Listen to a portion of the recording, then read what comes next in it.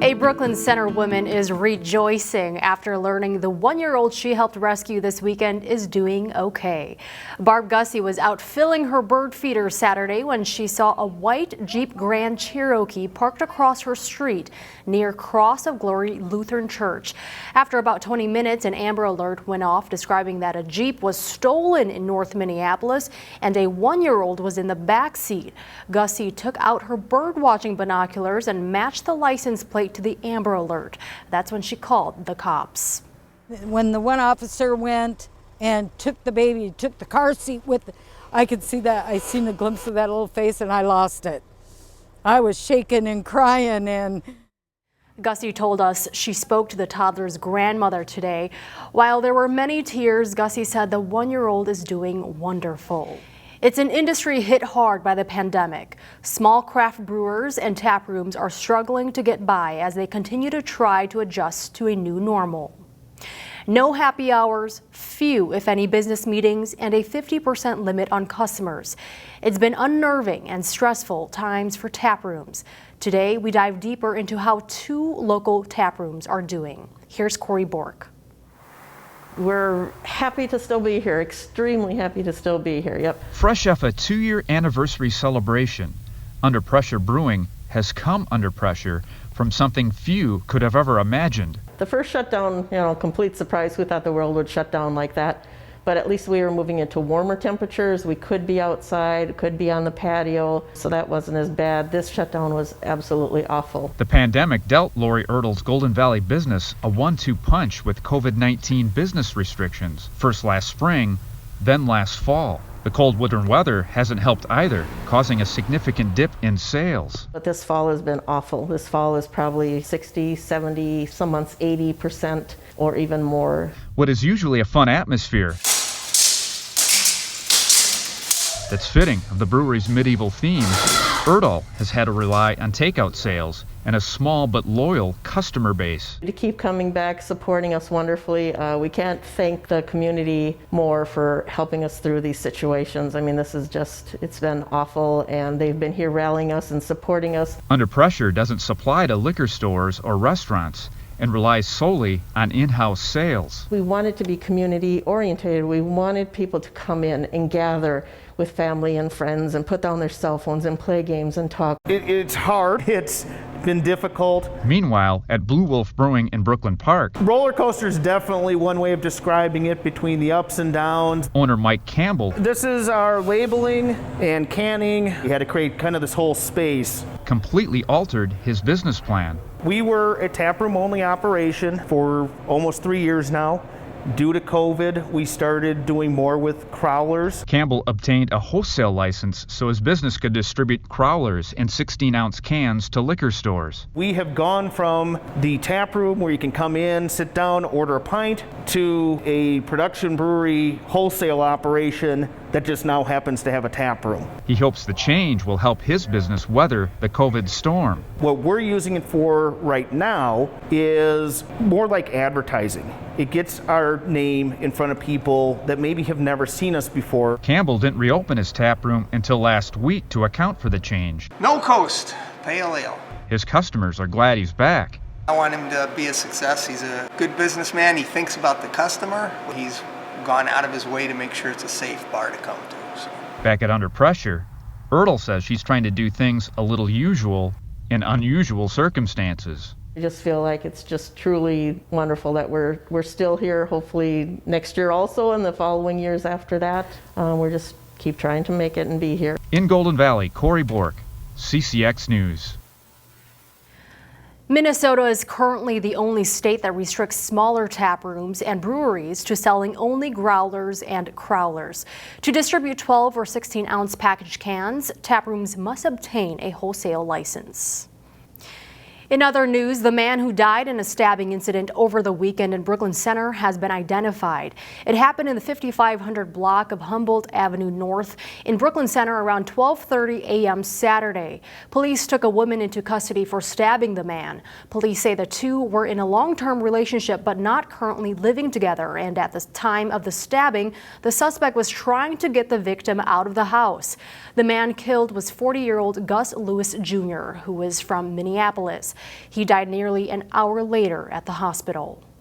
The COVID-19 pandemic has changed the way restaurants do business. Taco Bell now wants to build a new experimental concept restaurant in Brooklyn Park. This new design is supposed to help meet the growing demand for drive-through, app-based ordering, and delivery service. The new building is proposed for the 5900 block of 94th Avenue North, and it would have 4 drive-through lanes to accommodate different types of ordering. There's space to go in and order from a counter, but no dine-in service. The permit for this property goes before the Planning Commission this week. This would be the 3rd Taco Bell in Brooklyn Park. And as we go to break, we'll leave you with news that will excite any history lovers out there. Monday, the Golden Valley Historical Society announced it has completed the most comprehensive research documents ever produced on the history of the city. This study includes recommendations to guide preservation efforts and increase public awareness of local history. A key recommendation of the study is to create a historic preservation committee. We've got a link to the entire document on our website.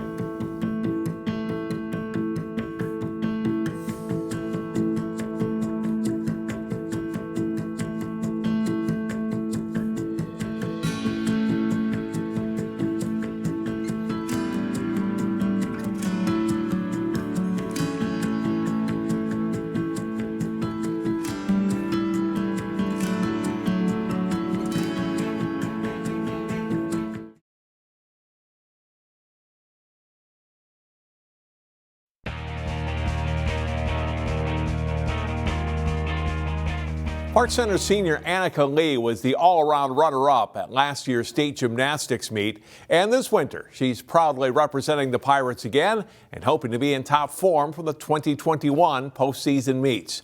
Jason Malillo profiles Lee in this week's CCX Sports Spotlight.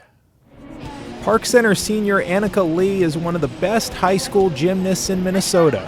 It's really a special thing to have someone like her on the team. She's also a humble and selfless young woman who probably cares more about helping her teammates than hitting high scores. I've been getting myself in, and then I've also been getting some input into the young girls as well. Yeah, I'm just trying my best to get them to feel comfortable. Even though she's in her own lane from the team and we see her like go to state, we're still supporting her. And she still supports us, always helps us and, you know, work on our new skills. She helps her teammates out constantly, and how it's so beneficial to the other girls too to have somebody with that talent to be sharing their knowledge and wisdom onto them. This is Lee's 4th year on the Park Center team. She struggled with injuries as a freshman and sophomore, partly the result of competing on the rigorous club circuit. Being with the Pirates helped Lee rediscover her love of gymnastics and learn to train smarter. Club-wise, it was really scary for me. It was really strict, and there were a lot of rules to follow. You had to get a certain amount of numbers, certain skills. Everything was chosen for you. Where high school, you get to choose yourself. You get to find that comfort level on your own, and you get to experiment with getting the skills on your own, which is actually really nice. Last year, everything came together for Lee.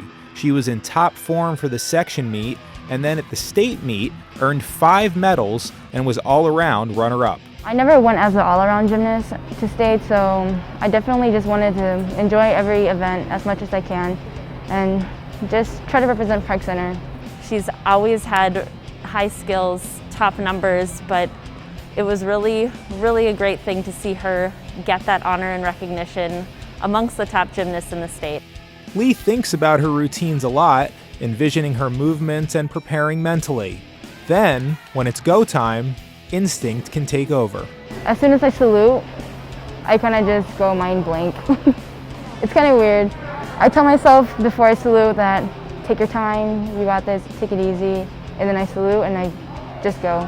Lee coaches young gymnasts in the off-season. At Park Center, she's a mentor to all her teammates, especially her little cousin Luna, a 7th grader. She only joined gymnastics the first time a few years ago, I think 2 years ago, and it was in a little community class I was teaching. And then she went over to John Tobler's, and she was there for a year, learned a lot of skills, and then she took a year off due to COVID. And now that she's back in the gym, she's at the age where I know she's gonna have a lot of growing pains. So I've just been trying to tell her to take it easy, like take her time, pace herself, because she has so much time still as a 7th grader. Yeah, I'm just trying to get her confidence back in here.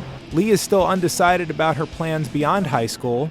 In keeping with her humble personality, Lee doesn't have lofty goals this season. She's just aiming to have fun with her friends. For the CCX Sports Spotlight, I'm Jason Malillo. Park Center Gymnastics host Anoka on Wednesday. On March 12th, CCX will broadcast the Pirates meet against Maple Grove. A reminder, you can vote for our CCX Sports Play of the Week each week on our website at ccxmedia.org. 4 new plays are up now. And here's last week's winner, Osseo wrestler Jacob Meisner with a takedown in his match against St. Michael Albertville. Meisner went on to win that match with a pin. To vote on this week's plays, go to Play of the Week under the Sports tab at ccxmedia.org.